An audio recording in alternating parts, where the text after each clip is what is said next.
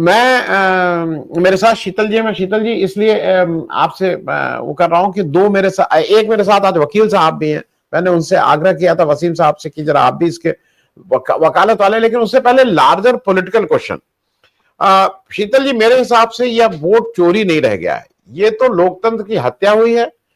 हत्या किसने की है इसका पता लगाना है, और उन हत्यारों का जो भी संरक्षण कर रहा है वो ये नॉर्मल उसमें ये माना जाएगा कि वो भी उस हत्या में उसकी भी जिम्मेदारी और भागीदारी है। दूसरी तरफ अभी भी एक प्रश्न बहुत समझ में नहीं आ रहा है कि अगर राहुल गांधी ने एक कोई दस्तावेज, कोई प्रूफ दिए हैं, इलेक्शन कमीशन से कह रहे हैं कि भाई इस पे जांच करो, इलेक्शन कमीशन जो करे ना करे, बीजेपी को इससे क्या दिक्कत हो रही? मैंने पूरे पूरे भाषण में देखा, बीजेपी का नाम एक बार भी राहुल गांधी ने कहीं नहीं लिया, उन्होंने कोई विपक्ष का नाम नहीं लिया, उन्होंने किसी पक्ष विपक्ष की बात नहीं कही। उन्होंने कहा कांग्रेस के वोट काटे गए, उन्होंने कहा इलेक्शन कमीशन को 18 चिट्ठी दे दी है सीआईडी ने, एक भी जवाब नहीं दिया। लेकिन बीजेपी इसमें आके क्यों कूद रही है और बीजेपी क्यों इसको डिफेंड कर रही है इलेक्शन कमीशन को? मैं यहीं से बात शुरू कर रहा हूं। और क्या ये, क्योंकि पहले हम लोग इसको वोट चोरी बोलते थे, फिर इसमें हुआ कि नहीं डाका डाला है, लेकिन जैसा मैं समझता हूं ये तो लोकतंत्र की हत्या हुई है। इसको कहीं अगर ये आरोप सही है तो ये लोकतंत्र की हत्या हुई है। शीतल भाई। नहीं, पहले मैं आपके अगर से ही शुरू करता हूं। ये अगर की अब कोई गुंजाइश नहीं है, इसलिए अगर अब मत लगाइए कभी।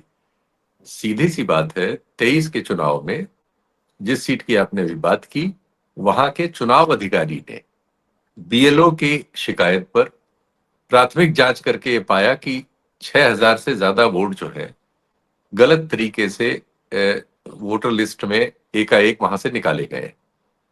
वो इसलिए पकड़ में आया, जैसा बताया गया, कि एक्सीडेंटली पकड़ में आ गया। चोरी तो बहुत बड़े पैमाने पर राष्ट्रीय स्तर पर हो रही थी, जो उन्होंने उसका तंत्र बताया। ऐसे पकड़ में आ गया कि जो बीएलओ थी उसी के भाई या उसके चचा, किसी उसके नजदीकी का नाम कटा और उसी के पास लिस्ट आई। तो उसने पूछा कि भाई आपका नाम कैसे कटा? तो ये भी उसमें आता है कि किसने उसकी शिकायत की। तो जो शिकायतकर्ता थे उनको उसने टच किया कि आपने इनका नाम क्यों कटवा दिया, या आपने क्यों अप्लाई किया? तो उन्होंने कहा हमने तो कोई अप्लाई नहीं किया। वो ऐसे कंप्यूटर से भी थे भी नहीं। आज उन दोनों को उन्होंने प्रेस कॉन्फ्रेंस में जीवित पेश किया और दोनों ने इस तथ्य की पुष्टि की। इस बात पर चुनाव अधिकारी जो उस जिले में उस समय रही होंगी, महिला थी कोई, उन्होंने देखा कि ये 6000 6500 लोगों के नाम एकाएक कटे हैं, तो उन्होंने उसको कैंसिल किया और एक धोखाधड़ी की शिकायत पुलिस में उन्होंने एफआईआर कर दी। उस एफआईआर को उस समय के प्रशासन ने भेज दिया सीआईडी की जांच के लिए, चूंकि टेक्निकल मामला था, जिसमें काफी इस तरह की चीजें थी जो साधारण पुलिस के लिए जांच करना मुश्किल था। कंप्यूटर वगैरह की जांच करना था और पूरे लिंक्स वगैरह की जांच करना था, चुनाव आयोग का मामला था। तो एक बेहतर एजेंसी को दे दिया, सीआईडी को। सीआईडी ने अगले महीने से ही जांच शुरू की। उसने एक चिट्ठी लिखी चुनाव आयोग को कि साहब इससे संबंधित एबीसीडी आपके पास जो है ये हमको आप प्रोवाइड कर दीजिए। उन्होंने 6 महीने लगाए और अगस्त में जाके एक गोल मोल सा जवाब दिया। 6 महीने वो सोचते रहे कि इसका क्या जवाब दें। उन्हीं के अधिकारी द्वारा दर्ज की गई एफआईआर को उन्हीं का डिपार्टमेंट उसने देने में 6 महीने लगाए। 6 महीने बाद जो मटेरियल दिया वो जांच में सहयोग करने वाला नहीं था, जैसा ऐसा ऐसे मामलों में किया जाता। दुनिया भर के दस्तावेज जिनका उनसे कोई रिलेटेड ना हो, ये जैसे सहारा पे जब जांच हो रही थी तो कोर्ट ने कुछ मांगा तो उसने 2-3 ट्रक रद्दी कागज भिजवा दिए कि अब उसमें जांच करते रहिए खातेदार कौन है। अरे ये होता है 20-25 ऑब्स्ट्रक्ट ट्रक करना। शीतल जी, 20-25 ट्रक, 20-25 ट्रक हाँ, लोड। बिल्कुल बिल्कुल। चलिए, आप लोगों को, आपको भी याद है, बिल्कुल वही मैं बता रहा हूं। तो ये होता है कि आप जांच में सहयोग नहीं करते, जांच में असहयोग करने के लिए ऑब्स्ट्रक्शन करते हैं। ये काम चुनाव आयोग ने शुरू किया। क्यों किया, यही पूछने के लिए आज की प्रेस कॉन्फ्रेंस हुई। और उसके आधार पर जो जांच सीआईडी ने की है और जो जांच राहुल गांधी की टीम ने की है, उन्होंने कुछ बेसिक तथ्य पाए। उन्होंने पाया कि ये जो नाम हटाए गए थे, इनमें किसी की भी एप्लीकेशन राज्य के किसी सिम नंबर से अपलोड नहीं हुई थी। वो सब राज्य के बाहर के सिम नंबर थे। यहां तक जांच पहुंच चुकी है। उन सिम नंबर्स में किस फोन नंबर पे है वो भी मिल चुका है। वो लिस्ट भी उन्होंने आधी करके आज दिखाई स्क्रीन पर। तो जांच ऑलरेडी एक स्तर पे पहुंच गई है। और वो सूचनाएं जो चुनाव आयोग ने मार्च की नोटिस के बाद अगस्त में ऑब्स्ट्रक्ट करने के लिए दी थी, उसमें करेक्ट करके उन्होंने उनसे पूछा कि ये चीजें हमें चाहिए, स्पेसिफिकली लिखा कि ये हमें चाहिए, ये आप दीजिए। इसके 18 रिमाइंडर आ चुके हैं अब तक और उन्होंने नहीं दिया, जवाब ही नहीं दिया। यहां तक कि जो राज्य का चुनाव आयोग है उसके जो प्रमुख है उन्होंने भी लिखा, दो चिट्ठियां उनकी भी हैं। एक चिट्ठी अभी सितंबर में ही जारी हुई और एक पहले की है। उन्होंने कहा साहब आप जांच में सहयोग नहीं कर रहे, राज्य सरकार और ये जांच जो एजेंसी है ये हमको बार बार पूछ रही है और ये आप ये चीज इनको प्रोवाइड करा दीजिए। अब हम 2025 में ये बात कर रहे हैं, इसमें किसी तीसरे का कोई रोल नहीं है। चुनाव आयोग की ही शाखा ने जनपद में एक एफआईआर दर्ज कराई है, उस एफआईआर की जांच एक एजेंसी कर रही है, उस एजेंसी को चुनाव आयोग सहयोग नहीं कर रहा है। यहां तक तथ्य सीधे सीधे डॉक्यूमेंटेड है। जो लोग कहते हैं कि कोर्ट में चले जाइए, जो बीजेपी कह रही है और कहलवा रही है अपने तरह के लोगों से, तो उनको ये नहीं मालूम कि एफआईआर दर्ज होते ही कोर्ट की प्रॉपर्टी होती है। उस एफआईआर को क्लोज करना या उसके आधार पर चार्जशीट को एक्सेप्ट करना, ये सिर्फ कोर्ट का राइट है। कि अभी वकील साहब वगैरह इसको बेहतर बताएंगे, लेकिन वो तो कोर्ट की प्रॉपर्टी हो ही गई, कोर्ट में है मामला, वो तो कोर्ट में ही जाएगा। जिस भी तरह से जाए, चाहे फाइनल लगाने के लिए जाए और चाहे चार्ज करने के लिए जाए, दोनों फॉर्मेट में वो कोर्ट में ही जाएगा। कोर्ट ही उसका निर्धारण करेगी कि ये चार्जशीट वो एक्सेप्ट करती है, चार्ज एक्सेप्ट करती है या फाइनल एक्सेप्ट करती है, या दोनों नहीं करती, कोई तीसरा आदेश करती है। ये सब आप कोर्ट ही करेंगे, कोर्ट में है मैटर। कोर्ट के लिए ही जांच एजेंसी अपना काम करके सीआरपीसी में, जो अब उसका दूसरा नाम हो गया है, इस चीज को प्रस्तुत करती है, तो वो वहां है। लेकिन चुनाव आयोग असहयोग कर रहा है और असहयोग करने के ये तथ्य हैं। अब तो वो सप्पल साहब ने वो लेटर भी जारी कर दिया, पोस्ट में उनकी आ गया। अभी थोड़ी देर पहले मैंने देखा कि उन्होंने जो सितंबर में ईसी, कर्नाटक के ईसी ने सीईसी को जो चिट्ठी लिखी है, वो चिट्ठी की कॉपी भी अब पब्लिक डोमेन में है। यानी ये बात 100% सत्य है जिसको राहुल गांधी ने प्रेस कॉन्फ्रेंस में कहा। तो अगर लगाने की कोई जगह नहीं है, अब इसके आगे क्या हो रहा है इस पर बात कर सकते हैं। इस पर अगर मगर जो लगाना है यहां से लगा सकते हैं, इसके पहले नहीं। इतने तो तथ्य है, ये तो रिकॉर्ड पर है। इसमें किसी का कोई खंडन कहीं नहीं आया है। चुनाव आयोग के खंडन, जो बीजेपी आईटी सेल के खंडन, मंत्री के बयान, बीजेपी के कैंपेन, सब। अब दूसरे में जी तथ्य पर आता हूं कि देश में इन चीजों से जो रिएक्शन पैदा हो रहा है उसकी जनता में स्वीकृति कितनी है। वोट की गिनती अपनी जगह है, वो हमारे हाथ में नहीं है। हम उसके बारे में, उसमें क्या बेईमानी हो रही है, क्या अच्छा हो रहा है, नहीं कह सकते। लेकिन जो हमारे सामने घट रहा है, मैं वो कुछ आपको रेफरेंस बताता हूं। आज जब ये प्रेस कॉन्फ्रेंस हुई है, इसको रिकॉर्ड 500,000 से ज्यादा यूट्यूब पे लोगों ने उसी समय देख लिया, उसके तुरंत बाद, और ये संख्या बहुत तेजी से बढ़ रही है। यूट्यूब के अपने कहने के अनुसार ऐसी किसी परिघटना पर इस तरह की ग्रोथ जो है वो साधारण नहीं है, असाधारण ग्रोथ है। एक्स पर इसके समर्थन करने वालों की संख्या, समर्थन में पोस्ट करने वालों की संख्या, अभी 3 बजे तक के आंकड़े को मैंने ग्रोक से लिया है, 60% लोग जो है राहुल गांधी की प्रेस कॉन्फ्रेंस का समर्थन कर रहे हैं। और ये संख्या बहुत बड़ी है। एक @amOx 2022 करके एक अकाउंट है जिसने इसमें से क्लिप निकाल के लगाई, उसको 70,000 व्यूज मिले 2 घंटे के भीतर। 70,000। चूंकि सारे अकाउंट्स 50,000 से ज्यादा पोस्ट हुई हैं, मैं उसका रेफरेंस नहीं दे सकता, ग्रोक भी मुझे नहीं दे पाएगा, तो मैंने कुछ प्रमुख अकाउंट्स लिए हैं रेफरेंस के लिए। तो ये अकाउंट मेरे सामने है, इसको 2 घंटे में 70,000 से ज्यादा व्यूज मिले। दूसरी तरफ भी मैंने लिया है, वो लोग जो चुनाव आयोग की ओर से, बीजेपी की ओर से बैटिंग कर रहे हैं, वैसे जो अकाउंट्स हैं उसमें सबसे ज्यादा एक जयपुर डायलॉग को मिला है, 11,000 मिला है।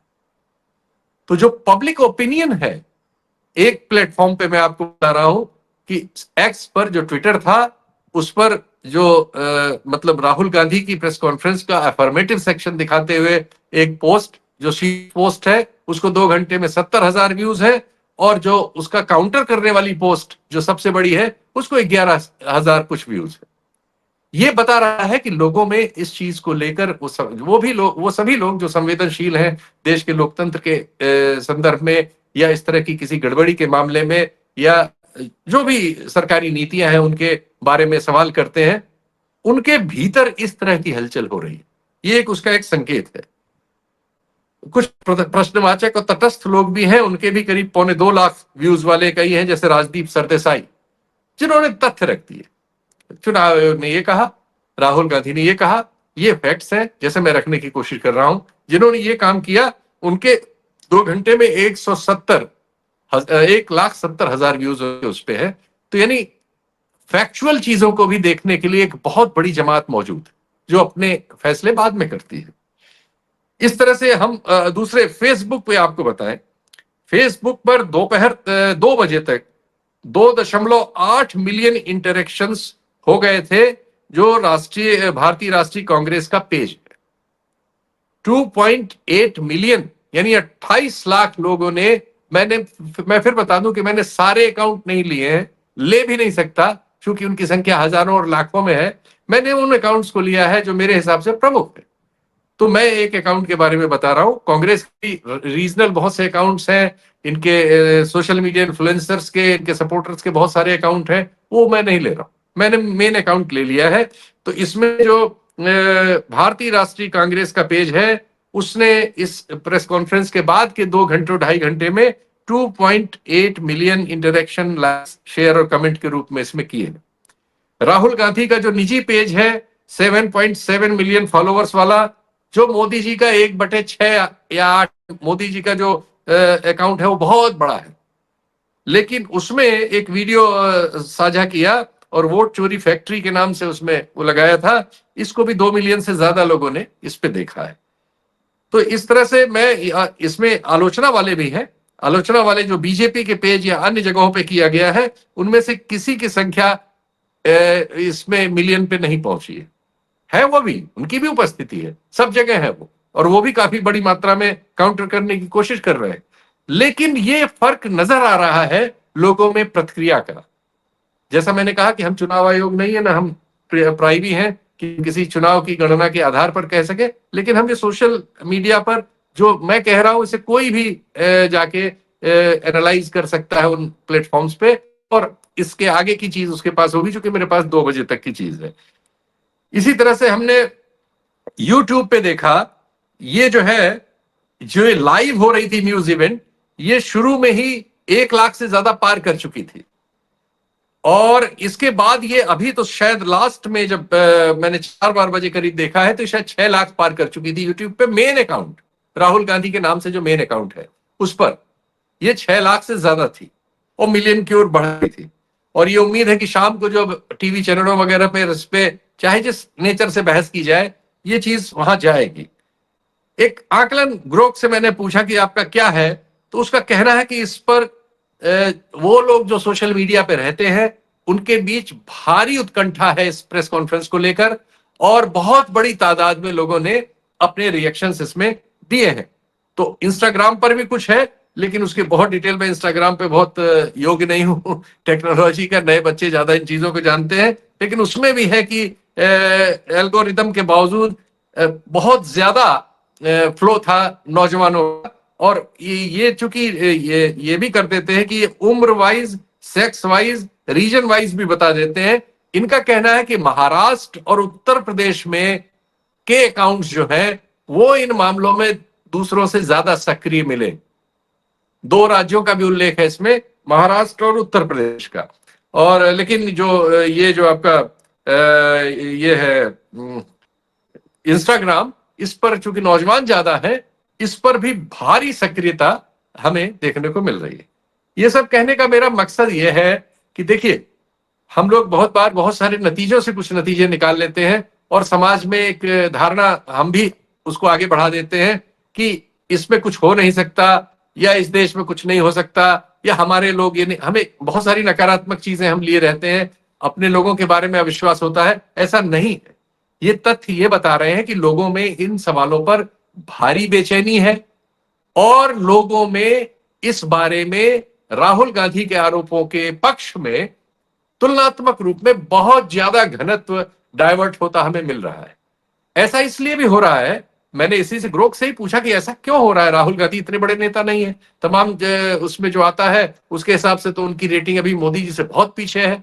ये सब भी मैंने उससे सवाल किए, मैंने कोशिश की दूसरे चैट जीपीटी से भी पूछा, तो सोचा कि एक जगह कुछ गलत आ सकता है, 2-3 से पूछा जाए, तो उसमें ये आ रहा है कि विपक्ष में अब जो विपक्ष के नाम पर राष्ट्रीय विपक्ष के तौर पर जो स्वीकृति है, उसमें राहुल गांधी के आसपास अब कोई नहीं, उसमें राहुल गांधी की विश्वसनीयता ने सारे सूचकांक तोड़ दिए।